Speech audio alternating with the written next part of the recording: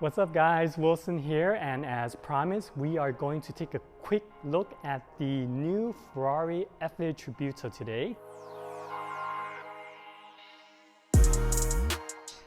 What you see right now is the car with satin guard paint protection film. From the factory, the customer ordered this and the color is Grigio titanium and it came gloss.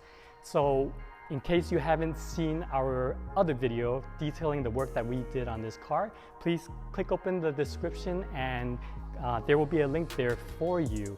Please click like and subscribe if you like what we've done to the car.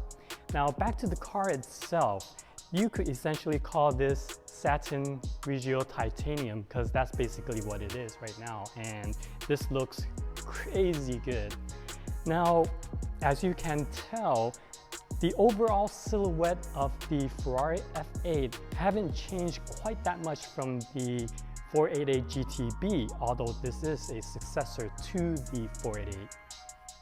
But now take a look at the front end of the car. This is one area that was redesigned with a lot of different elements, and the most noticeable one would be the hood vent opening over here. So let's come take a closer look. Now, this air duct is what Ferrari calls the S-duct. And what that does is it helps improve aerodynamics and downforce. The difference between the F8 and the 488 GTB is that they have increased the overall downforce of the car by 10%. And this design over here have already accounted for 15% of the overall improvement. So basically what this does is, as you're driving, this opening down here on the front bumper funnels air through in a S shape, optimizing airflow through this opening on the hood bonnet. The air then flows on top and through the sides of the car and to the back, creating that downforce. And again, this element is already accounting for a good 15% of the overall improvements to the car. Next, the headlamp area. Something that's quite recognizable in this line is the familiar L-shaped silhouette of the headlamps. Now on the 488 GTB, this was one piece all the way up here.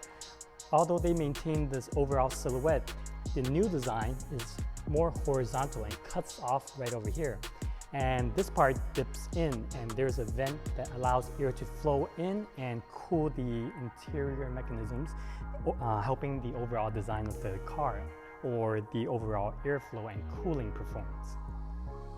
Next, let's move on to the side of the car. There really isn't too many design changes. The mirrors and doors are fairly familiar and fairly similar to the 488 GTB. Just like this air vent area on the rear quarter panel, this funnels air in and comes through the back of the car, again to help cool the areas that are running around the engine area. Now, on the back side, this is where some of the more drastic changes have occurred. First off, let's talk about this rear spoiler. This design have also helped increase downforce of the car and help create in specific the downforce achieved on the rear end. Air flows in, this part is slightly raised, and also air is suctioned through here and comes out the vent on the back. Again, all in the name of improving aerodynamics and keeping the rear end down. Now let's take a look at this upper rear lid over here. This is Lexan and it's clear enough for you to see the beautiful engine that is inside.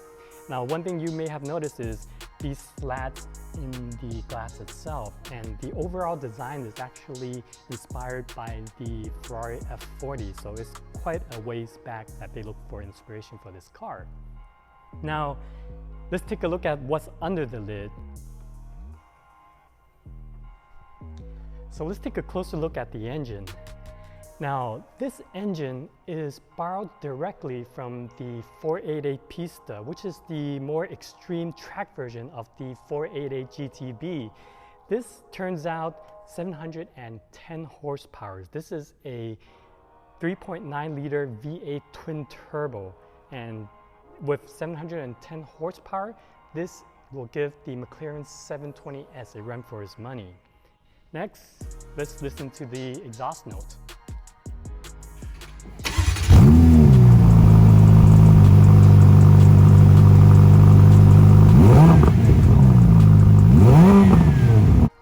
And the last part I want to talk about are the rear tail lights on this car.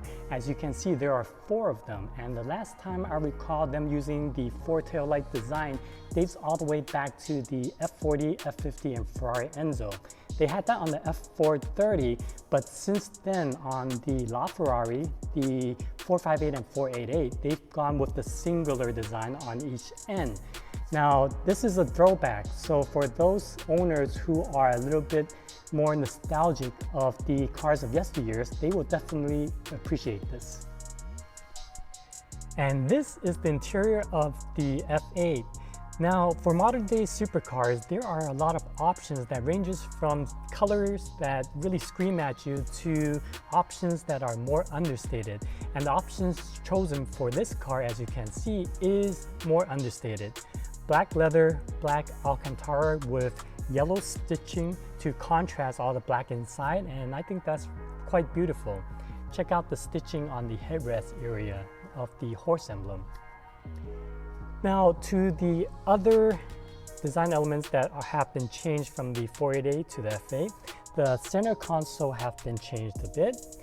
On the passenger side over here, currently there is a carbon fiber piece, but there is also an option for a 7-inch LCD screen that allows the passenger to change some of the interior controls. The gauge cluster is now different, and the steering wheel has a lot of options at the hand of the driver. Basically, what Ferrari wanted to do was put most of the design and controls over there so that they could focus more on the road and not having to reach for buttons here and there. So there's a lot of thought that came with this overall design of this interior. And the last bit of information about the F8. In terms of acceleration, this car now goes from 0 to 62 miles per hour in a mere 2.9 seconds, and that's crazy fast. Now, that also explains why customers bring their hypercars and supercars to us for all their protection needs. Cars going at that speed will definitely get dinged up without this. So that's it for this closer look at the F8. Thank you guys for watching, and please hit the like button and subscribe. I look forward to sharing more videos for you, but until then, stay safe.